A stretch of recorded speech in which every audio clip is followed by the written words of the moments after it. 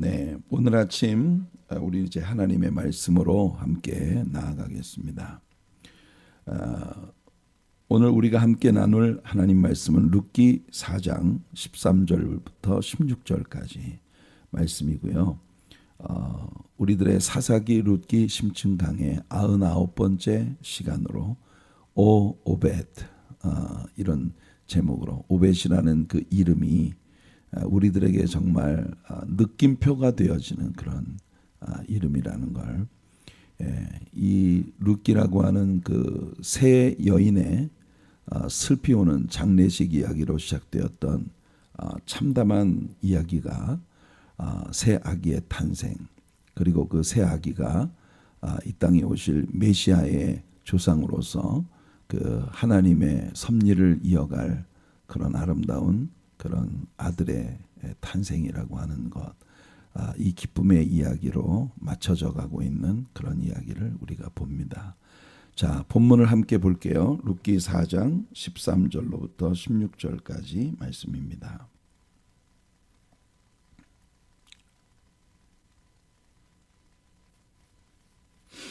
룻기 4장 13절입니다. 이에 보아스가 룻을 맞이하여 아내로 삼고 그에게 들어갔더니 여호와께서 그에게 임신하게 하심으로 그가 아들을 낳은지라. 네, 여호와께서 그에게 임신하게 하셨다. 우리는 성경에서 여인의 태중에 한 아기가 잉태되어지는 것이 하나님께서 주시는 축복이라고 하는 걸 봅니다. 그렇게 본문이 얘기하고 있죠. 여호와께서 여인들이 나오미에게 이르되 찬송할지로다. 여호와께서 오늘 내게 기업 물을 자가 없게 하지 아니하셨도다. 이 아이의 이름이 이스라엘 중에 유명하게 되기를 원하노라. 네, 유명하게 됐죠. 이 아이의 이름이 온 이스라엘 가운데 메시아의 조상으로서 아주 유명한 이름이 되었습니다. 나오미에게 베들레헴 여인들이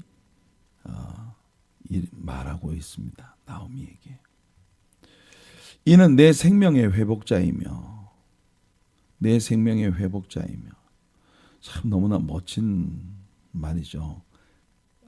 네 생명의 회복자, 내 노년의 복량자라.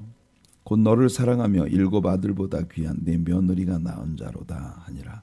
나오미가 아기를 받아, 나오미예요. 룻이 아니고 나오미가 아기를 받아 품에 품고 그의 양육자가 되니. 예, 일부러 계획한 건 아닙니다만 룻기가 모두 끝나는 내일 새벽 예배, 우리가 사사기로부터 시작해서 룻기까지 함께 나누는 우리들의 인덱스 스터디 100번째 시간으로 모든 시간이 맞춰지게 되겠네요. 오늘 99번째 시간입니다.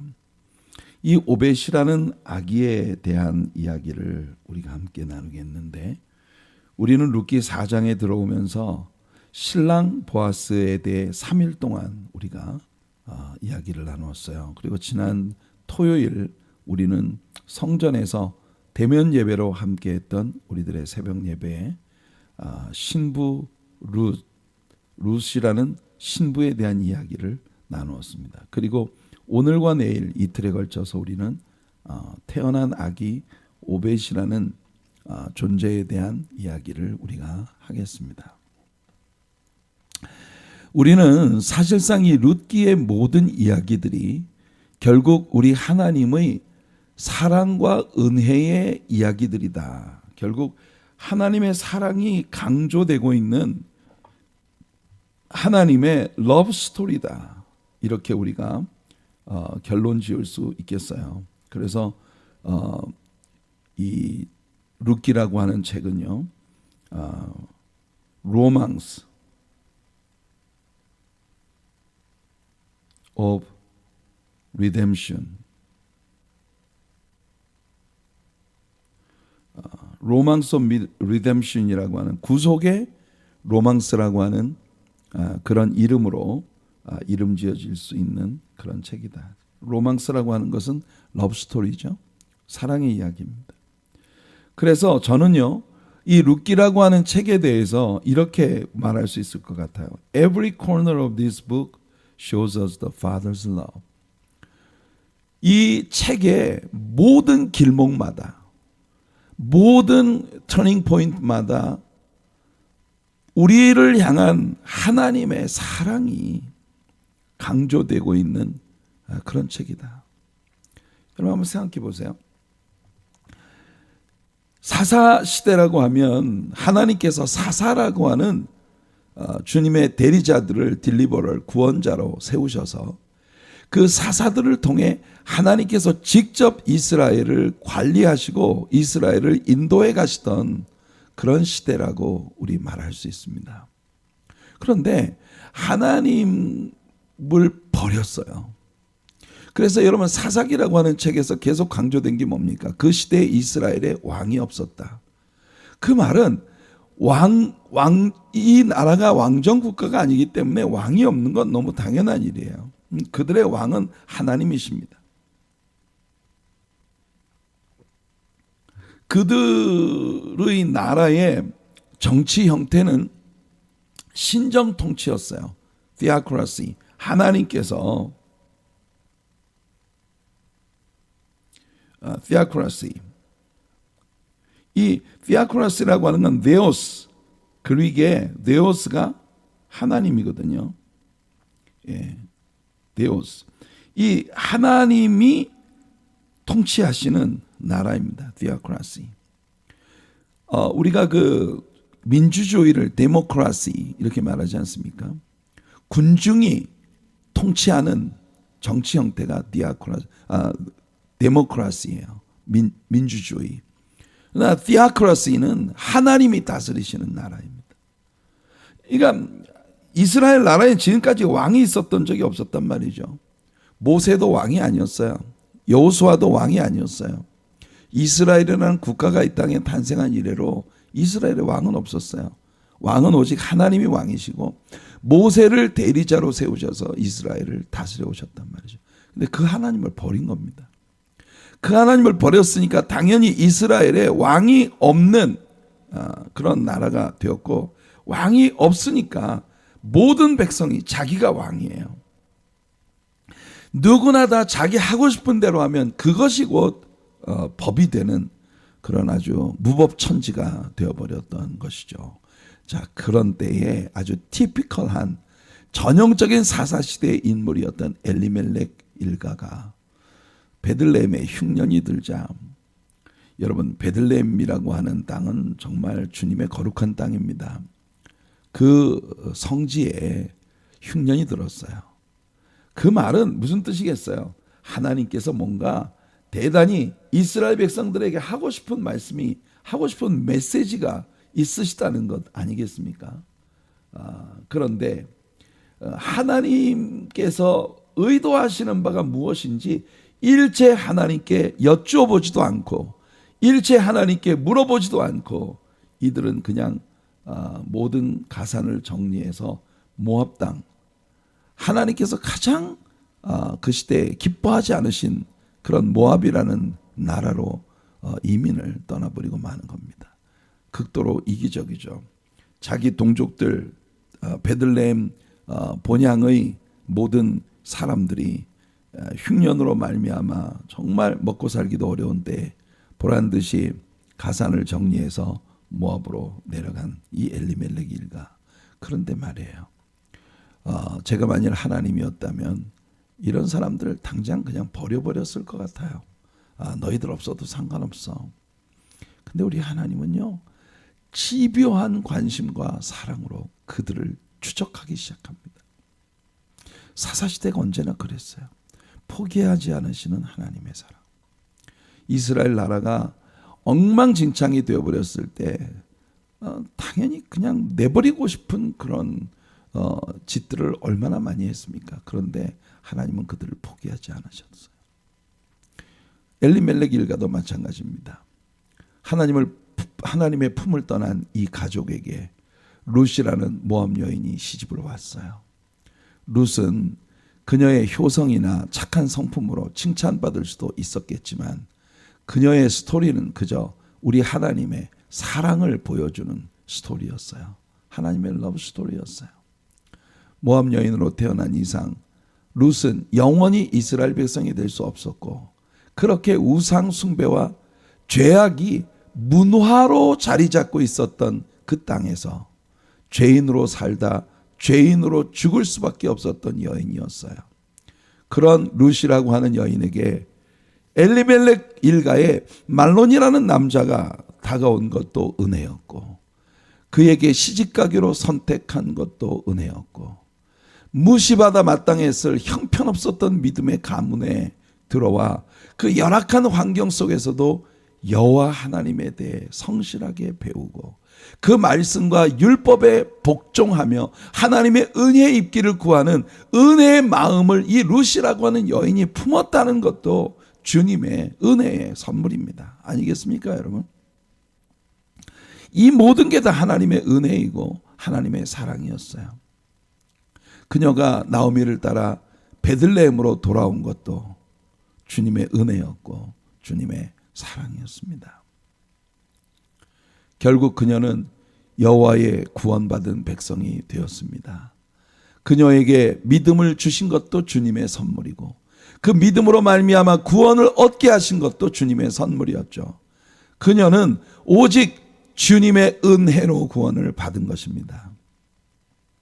그녀가 베들레헴으로 돌아와 이삭을 주우러 가겠다는 하나님의 율법의 선포를 믿고 내가 이 믿음으로 나아가면 하나님이 누군가를 통해 내게 은혜를 베풀어 주실 것이다라고 하는 대단한 성경 지식은 아니었지만 최소한 알고 있는 말씀을 그대로 믿었던, 최소한 하나님께서 언약대로 역사하실 것이라는 사실을 믿었던 그녀의 작은 믿음이 하나님의 엄청난 사랑의 역사를 이 스토리 안에 가져오게 했던 겁니다.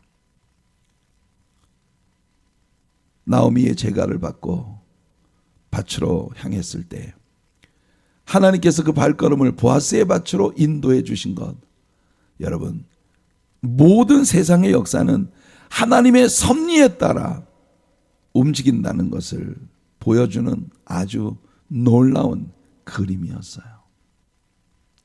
그날 보아스의 인간적인 은총이 정말 햇빛처럼 그녀를 향해 쏟아졌던 날, 엄청난 이삭을 주어서 돌아온 룻을 보며 친족 구원 혹은 토지 무르기, 킨스맨 리뎀션이라 일컬어지던 율법을 나오미가 생각해낸 것도 은혜였고 하나님의 사랑의 작품이었습니다. 그리고 그 믿음을 실행하겠다는 나오미의 의지도 하나님의 선물이었어요.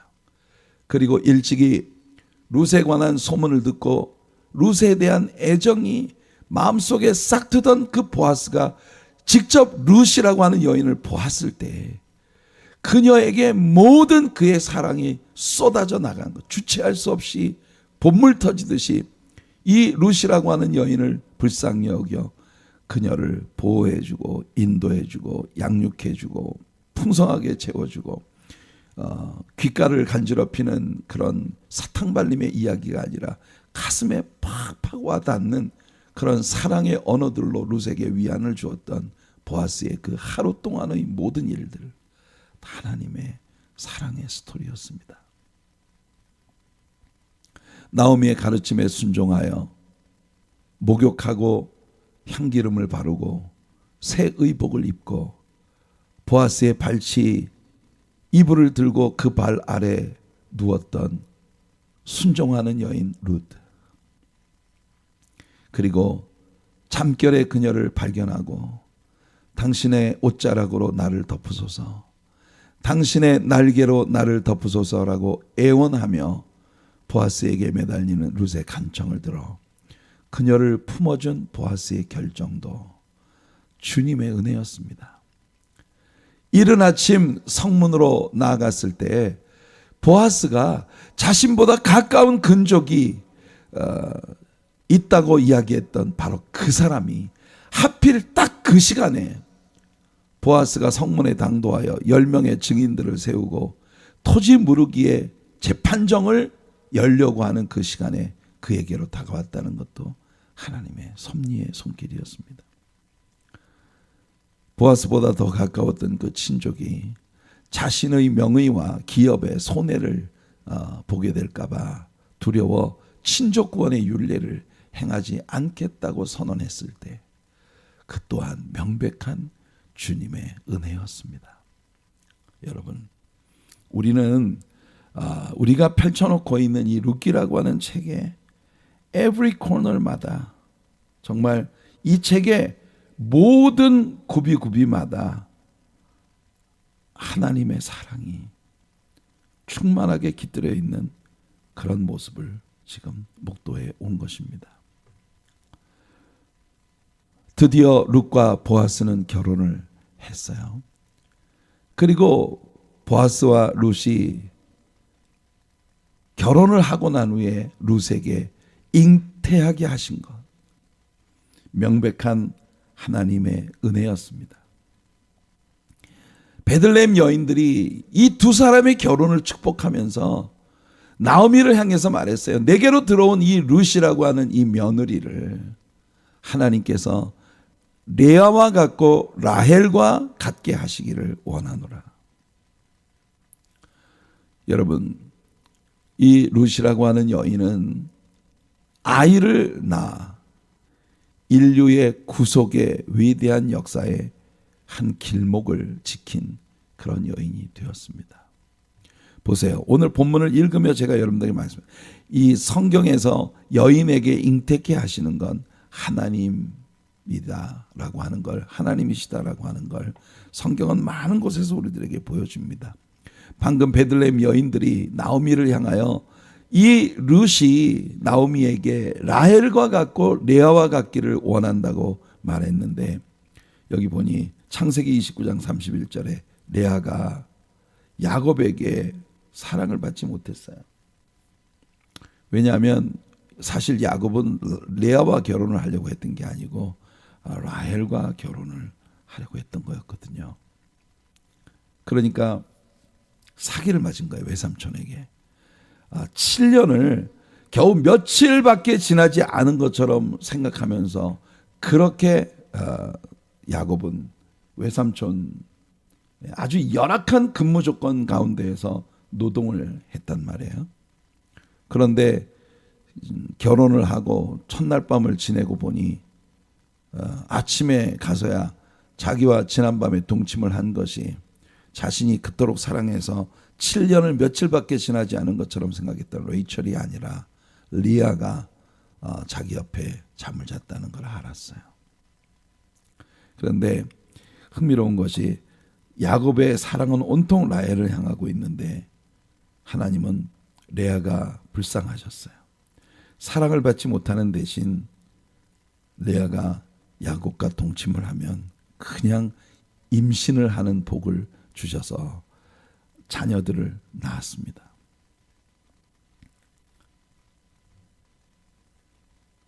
라헬이 자기가 야곱에게서 아들을 낳지 못함을 보고 그의 언니를 시기하여 야곱에게 이르되 내게 자식을 낳게 하라.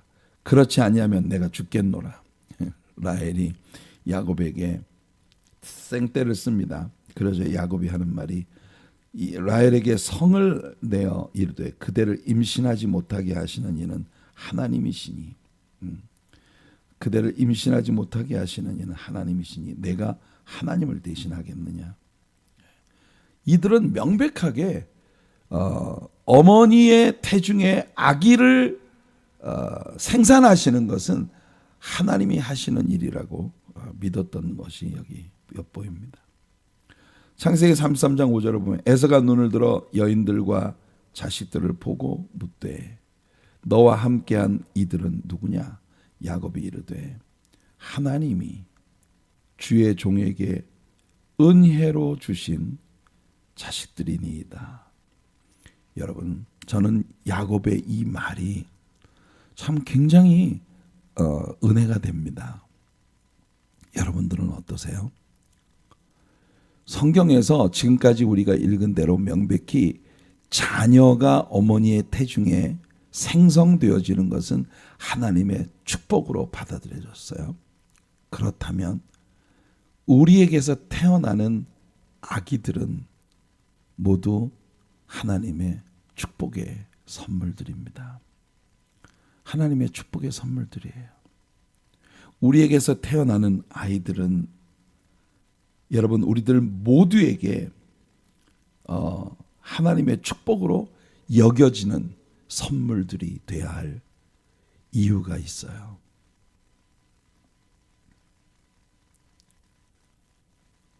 자, 이 오벳이라고 하는 아들이 태어났습니다. 이 아이를 통해서 보죠. 자, 오벳.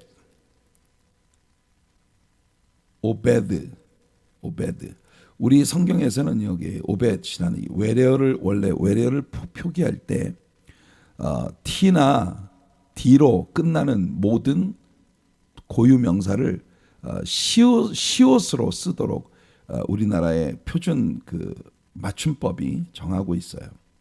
그래서 시옷 받침을 썼습니다만은 영문 성경에 보면 오베드라고 이 히브리어 원문에 있는 오베드라는 이름을 음역해서 사용을 했습니다. 이 오베드라고 하는 이름은 servant라는 의미를 가지고 있어요.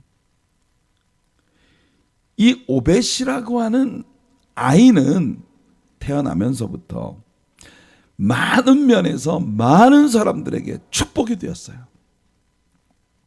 많은 면에서 많은 사람들에게 축복이 되었던 이 아기. 그 오벳이라는 아기는요, servant였어요. 정말 그의 이름대로, 이 베들레헴 여인들이 그에게 붙여준 이름대로 그는 많은 사람에게 축복을 서브하는 그런 인물이었습니다. 자, 우리는요, 그런 관점에서 우리에게 태어나는 아기를 봐야 해요. 보아스와 룻 부부에게 복이 된 오벳. 세상에 태어나는 모든 아기들은 그렇게 복의 근원이라고 대우를 받아야 합니다. 모든 아기들은 사랑이 가득한 가정과 또 바울이 에베소서 6장 4절에서 말한 것과 같이 주님의 교훈과 훈계로서 양육을 받는 주님의 교훈과 훈계로서 양육을 받는 행복한 자녀들로 살아야 할 자격이 있는 애들이에요. 여러분의 자녀들을 바라볼 때에 여러분의 자녀들을 그렇게 봐야 합니다. 여러분, 여기에 노엽게 한다. 너희의 자녀들을 노엽게 하지 말아라. 노엽게 하지 말라는 말은요, 파롤기조라고 하는 이런 헬라어 단어로 파롤기조라고 하는 이 단어가 가진 의미는 우리말 성경에 노엽게 한다, 화나게 한다, 분노하게 한다, 승질나게 한다. 여러분, 아이들이 어린 시절에 있잖아요. 부모들로부터 양육을 받는 그 정서가 그 아이들의 인격이 됩니다. 애들이 무슨 툭하면 막 짜증을 내고 막 신경질을 내는 그런 아이들이 있어요. 그런 아이들은 부모들이 어렸을 때 이 아이들을 계속 노엽게 하는 환경 속에서 자란 거예요. 부모들의 애정을, 사랑을 받지 못한 거예요. 그러니까 인격 속에 무슨 일만 있으면 짜증을 내고 신경질을 내는 그런,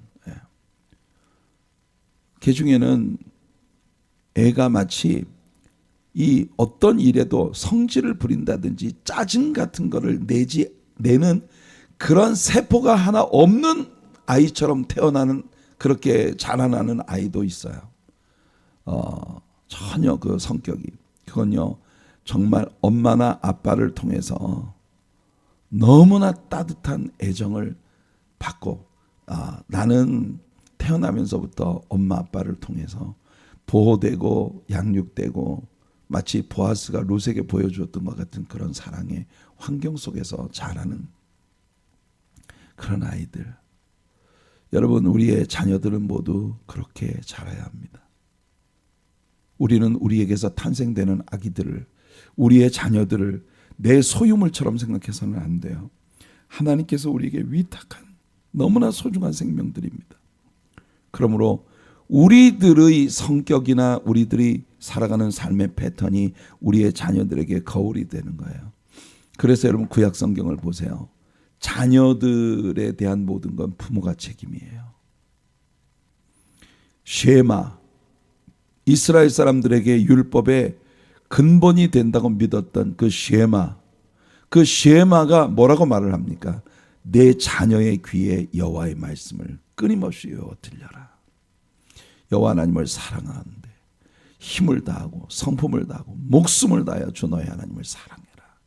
하나님과의 사랑을 가지도록 손을 잡고 거리에 행할 때든지 저녁에 잠자리에 누울 때든지 아침에 일어날 때든지 끊임없이 여러분들의 자녀를 주님의 교훈과 훈계로서 양육하여 여러분들에게 그 소중한 영혼을 위탁하신 하나님의 뜻을 이루어 드리는 그런 우리 성도님들이 되셔야 합니다. 자녀는요, 나이를 먹어도 자녀예요. 80된 노모가 회갑을 넘긴 아들을 바라보며 아들아, 길 건널 때 조심해, 차 조심해. 끊임없이 자식은요, 그냥 자식이에요. 보아스와 룻에게 오벳이라고 하는 이 아이의 탄생을 성경은 그런 의미로 우리들에게 비춰줍니다. 오벳은 서번트였고, 오벳은요 첫째로 보아스와 룻에게 서비스했어요. 이 오벳이라는 아기의 탄생을 한번 생각해 보세요. 여러분, 이 보아스는 이미 노년에 접어들고 있었을지도 몰라요.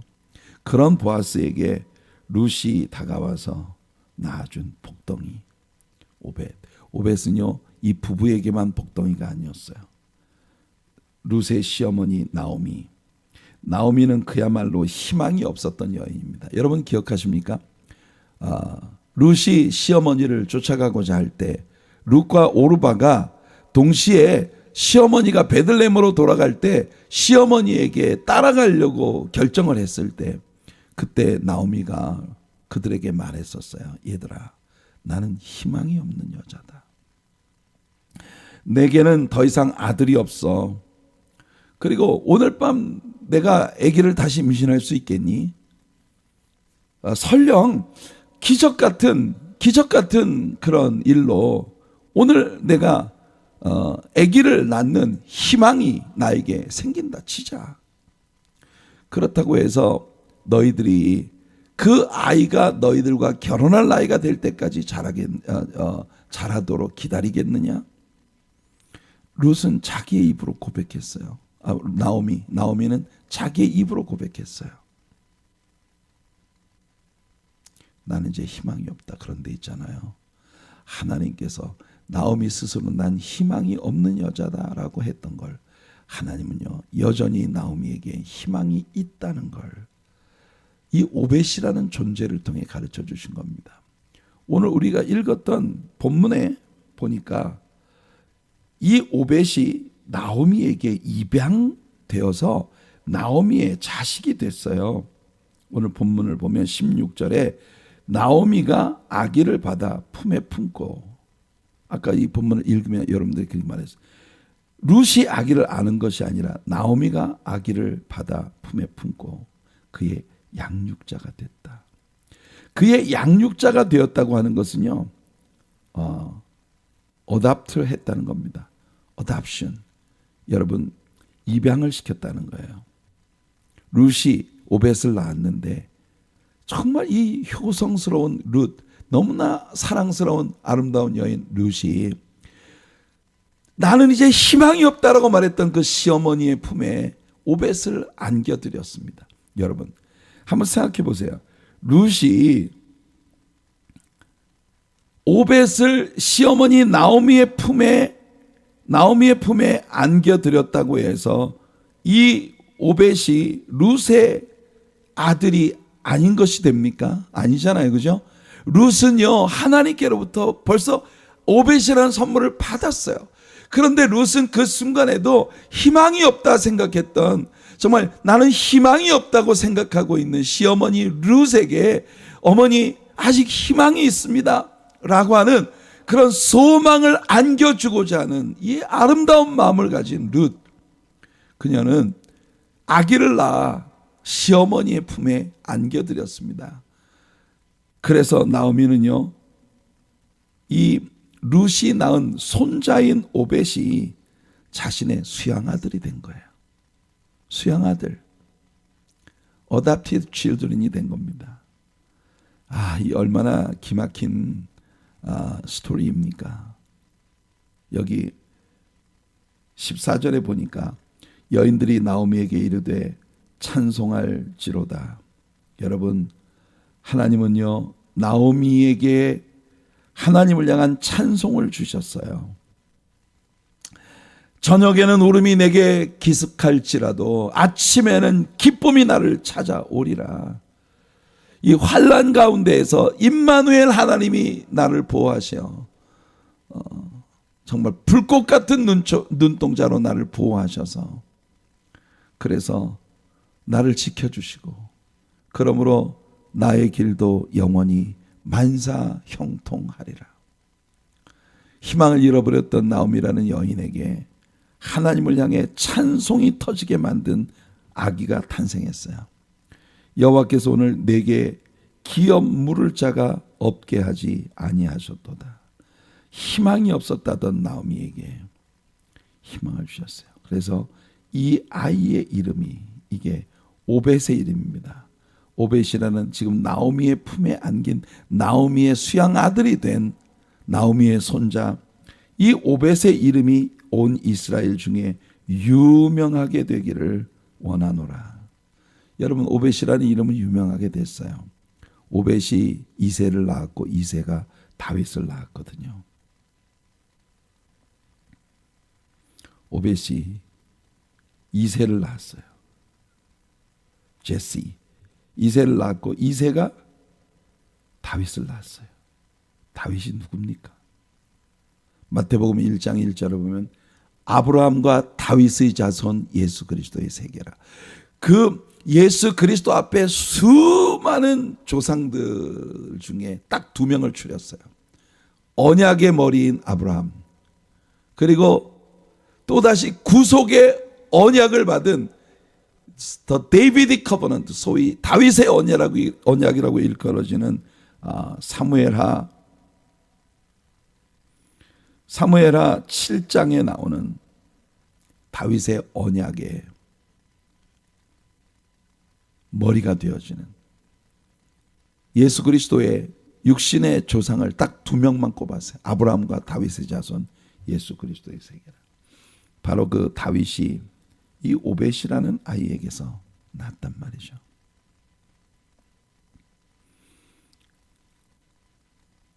얼마나 영광스러운 일입니까? 그 다음 오벳은요 나오미의 생명의 회복자가 되었다. 저는요 이 지금 오벳이라는 존재가 이렇게 온 사방에 서번트예요. 그는 서번트예요. 진짜 오벳이라는 아기는 태어나면서부터 수많은 사람들의 복이 된 그런 아이예요. 오벳은 나오미에게 생명의 회복자가 됐다. 여러분, 저는 이 손자가 태어났는데 그 손자가 할머니의 생명의 회복자가 된다. 이게 뭔지 알아요. 왜냐하면 제게도 손주가 있거든요. 손주들은 정말 자신의 친자식보다 더 귀하고 사랑스럽습니다. 얼마나 사랑스러운지. 여러분, 손주는요 그랜드 칠드런이에요. 그랜드 칠드런이라고 하는 것이 우리들에게 있어서 그 자식 그 다음에 온 세대이기 때문에 그랜드 칠드런 이렇게 그랜드라는 말이 거기에 붙습니다만 저는 이 그랜드라는 말이 의미가 있다고 봐요. 내 자식보다 손자가 훨씬 더 그랜드해요. 훨씬 커요. 존재가. 자식을 키울 때보다도 손주를 보면요, 그냥 꿀이 뚝뚝 떨어져요, 마음에서. 그 제가 어제 이 말씀을 공부를 하다가 한번 마음속에 좀 흥미로운 생각이 들었어요. 그래서 이 사람들이 손주들에 대해서 가지고 있는 그런 생각을 혹시 이야기한 것을 찾을 수 있지 않을까 구글링을 해보았습니다. 제가 Grandkids Quotes라는 이 명령어를 구글에다가 집어넣었더니 생명의 회복자인 이 손주에 대한 이 할머니 할아버지들의 마음을 표현하고 있는 너무나 따뜻한 글들이 정말 어마어마하게 많이 있더라고요. 그 할머니 할아버지의 마음속에 손주에 대한 그 감상을 쓴 그 글들을 몇 개를 제가 50개의 그랜드키드에 대한 쿼테이션이 있는 것을 보았습니다. 한 웹사이트에. 거기에 있는 글들을 제가 읽어보다 보니 몇 가지 눈에 들어오는 것이 있어서 여러분들에게 소개를 해드리려고요. When my arms can't reach my grandchildren, 나의 손주들에게 내 팔이, 내 손이 미치지 못할 때 I hug them with my prayers. 나는 나의 기도로 그 아이들을 품는다. 나는 기도로 그 아이들을 허그해 준다. 여러분, 손주들이 자라면서 할머니 할아버지, 어렸을 때는 할머니 할아버지한테 얼마나 잘해요. 저는 그 우리 리아가 손녀딸이 태어난 지 2년이 될 때까지 손녀딸을 못 봤어요. 2살이 지나고 난 후에야 제가 손녀딸을 보게 됐는데, 얘가요 매일 저하고 함께 지냈던 것처럼 할아버지 하면서 나한테 달려와서 팍 안겨서 애교를 떠는데, 가슴이 여러분 정말 녹는 것 같았어요. She was grand. 정말 큰 존재였어요. 근데 여러분, 점점 자라가면서 할머니 할아버지가 잊혀질 거 아니겠어요? 어떤 때는 내 손주가 할머니 할아버지 냄새나 이런 느낌을 받고, 할머니 할아버지는 너무 옛날 사람이야, 대화가 안 통해, 이런 모습으로 우리 앞에 갑자기 나타나는 날이 있을 수도 있어요. 그러나 손주들을 향한 조부모의 마음은, 저는 이 말이 맞다고 봐요. When my arms can't reach my grandchildren, 나의 손주들에게 내 손길이 미치지 못할 때 I hug them with my prayers. 우리는 기도로서 우리의 손주들을 안을 수 있습니다. 이런 말도 있어요. Grandchildren are a gift from above. 하나님께로부터 온, 하늘로부터 온, 우리의 손주들은 하늘로부터 온 선물들이야. One to cherish and to love. cherish. 이 결혼식 때 신랑 신부 서약에 나오는 단어입니다. cherish. I will cherish her. cherish라는 말은 보호해 준다. 보호해 준다. 감싸 준다. 은총을 입혀 주는 거예요. to love. 사랑해 준다. 우리가 가슴에 품고 보호해 주고 사랑해 주어야 할 하나님께로부터 온 선물이다. side by side, 손주들과 바로 옆에서 함께 지내든지 혹은 miles apart, 우리들 많은 이들이 우리들의 손주들과 굉장히 먼 곳에 떨어져서 살고 있지 않습니까? 특히 우리 손주들이 학교, 대학에 들어가게 되면 side by side or miles apart, grandchildren are always close to the heart. 아무리 먼 곳에 떨어져 있어도 이 grandchildren은 우리의 가슴에 있다.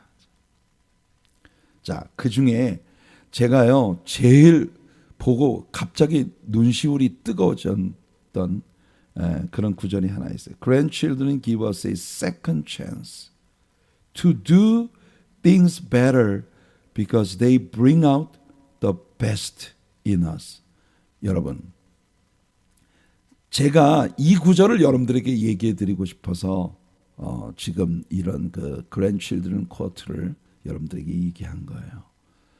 그 웹사이트에 보니 할머니, 할아버지의 손주에 대한 마음을 담은 많은 글들 중에 이런 글이 있었어요. Grandchildren give us a second chance. 여러분, 우리 손주들이 우리들에게 왜 그렇게 달콤하게 느껴지는가? 전혀 이게 굉장히 가슴이 절절했어요. 우리는 우리가 제대로 살지 못했던 안타까운 걸 내 자녀에게 해주고 싶어 합니다. 내가 성취하지 못했던 걸 내 자녀가 성취하면서 그걸 인조이하면서 살 수 있게 만들어주고 싶은 게 부모의 마음이에요. 그런데 부모가 자식을 낳았고 그 자식이 낳은 손주들을 바라볼 때 그 손주들은요, 정말 그렇죠. 저는 이게 누가 말한 말인지 모르겠어요. 그냥 거기에 할머니, 할아버지들이 이야기한 많은 이야기들이, 손주에 대한 이야기들이 나오는 가운데 이 grandchildren, 손주들은요, give us a second chance, 우리들에게 second chance를 주는 존재다. 전 이거 맞다고 봅니다. 특히나 나오미에게 있어서 그랬어요. 여러분, 나오미는요, 그녀의 인생을 완전히 망가뜨렸던 사람이에요. 나오미는 하나님께 불순종했고 자기 고집대로 살았고 사사기의 전형적인 인물로 살았단 말이에요. 그런 그녀에게 세컨드 찬스가 찾아온 거예요. 그게 오벳이에요. 나오미는 오벳을 바라보며 그 오벳 속에 자신이 그렇게 살지 못했던 하나님의 사랑을 온팡 받는 그런 아이로 이 아이가 자라게 만들어주고 싶은 그런 열정이 마음속에는, 놀라운 것은요, They bring out the best in us. 우리들의 속에 감추어져 있었던 the best를 끄집어내는 그런 존재들이라는 겁니다. 여러분, 손주들 앞에 서면 있잖아요. 나한테 없었던 돈도 생겨요. 나한테 없었던 지식도 생겨요. 내가 이런 사랑의 사람이었나? 여러분, 내 안에 지금까지 감추어져 있었던, 내 안에 숨겨져 있었던 모든 아름다운 the best, 최상의 것을 끌어내는 아이들이 바로 우리 손주들이다. 여러분, 이게 저는 있잖아요. 왜냐하면 이게 하나님의 은혜의 스토리이기 때문에 그래요. 오벳이라는 존재를 나오미의 품에 안겨주시면서 하나님은 나오미에게 세컨드 찬스를 주셨다는 걸 확실히 보여주셨다는 거거든요. 저는 이 쿼트를 읽을 때에 정말 여기에 고개가 끄덕여지고 눈물이 핑 돌았어요. 우리들 인생 살면서 우리들의 인생이 나오미 같다고 생각한 적이 우리들 모두에게 왜 없겠습니까? 여러분, 아무리 부자로 산다 해도, 아무리 여러분들이 하고자 하는 모든 것들을 성공하는 삶을 살아왔다 해도 나이를 먹어가며 우리들의 마음속에는 후회 같은 것들이 많아요. 그런데 이 오벳이라는 존재를 하나님께서 나오미에게 입양되어진 아들로 안겨주셨을 때, 말론과 기럧, 그렇게 일찍이 세상을 떠나버린 자신의 아들들에게 못다했던 그 사랑, 그녀의 내면에 숨어져 있어요. 사실 룻이라는 여자가 그랬잖아요. 우리 룻이라고 하는 여인이 이 나오미에게 엄청난 사랑을 보였을 때 나오미의 내면에 감추어져 있었던 더 베스트가 꿈틀꿈틀 되살아나는 모습을 봤잖아요. 여러분, 룻이 아무리 착하고 효성스러운 너무나 아름다운 그런 그 여성이었다 해도 룻 자신의 힘 가지고는 아무것도 못했어요. 나오미가 그녀의 내면에 숨겨져 있었던 모든 하나님의 언약 백성으로서의 그 모든 것들을 끄집어냈기 때문에 룻이 살고, 룻이 살았기 때문에 나오미에게 더 세컨드 찬스가 온 것입니다. 엘리멜렉과 나오미가 완전히 망쳐버린 걸 룻과 오벳이 만회해주고 있는 그런 모습을 봐요. 여러분, 우리의 자녀들은요, 우리들에게 하나님이 주신 세컨드 찬스입니다. 우리의 자녀들이나 혹은 그랜드 키즈, 우리의 손주들이나, 여러분, 하나님께서 오벳이라는 존재에게 세컨 찬스를 나오미의 품에 안겨주는 그런 아이가 되게 했어요. 그 오벳을 통해 이 땅에 오신 우리 구주 예수 그리스도는 우리들에게 세컨 찬스를 주시는 주님이십니다. 그걸 믿으세요, 여러분. 예수님은 우리에게 세컨 찬스를 주시는 분입니다. 이 말씀으로 오늘 마칠게요. 민수기 6장 23절로 27절, 여러분 이례적으로 우리의 적용 말씀이 한 페이지를 넘어가는 말씀입니다. 오늘 예배가 시작되기 전에 제가 메라나타의 The Lord Bless Thee라고 하는, 여러분 가끔 여러분 보십니다만 제가 영어로 예배를 인도하거나 영어로 결혼식을 주례하거나 할 때 끝에 부르는 축복송이 바로 그 노래에서 The Lord Bless Thee and Keep Thee. 여러분 이 찬양의 근거가 되어지는 성경 구절입니다. 하나님께서 제사장 대제사장 아론과 그의 자손들에게 예배를 드리기 위해 성전에 나오는 모든 이스라엘의 자손들을 위해서 이렇게 축복하라고, 아론과 그의 아들들에게 이스라엘 자손을 향하여 이렇게 축복하라고 하나님께서 가르쳐 주신 말씀입니다. 여호와는 내게 복을 주시고 너를 지키시기를 원하며, 여호와는 그의 얼굴을 내게 비추사 은혜 베푸시기를 원하며, 여호와는 그 얼굴을 내게로 향하여 드사 평강 주시기를 원하노라 할지니라. 이거는 하나님의 종들이 예배가 끝날 때 손을 들고 베네딕션, 축복으로 하는 그런 기도의 근거가 되는 말씀입니다. 그러나 여러분, 한 가정에서 여러분들의 자녀들을 향해 여러분들은 이 노래를 매일 부르세요. 여러분의 자녀들의 이름을 부르며 그 여러분의 자녀들을 이렇게 축복하세요. 한번 다음 기회에 여러분들이 여러분들의 자녀를 밥상에서 함께 대하게 될 때 여러분들이 이 구절을 여러분의 자녀를 위해서 한번 읽어주세요. The Lord bless thee and keep thee.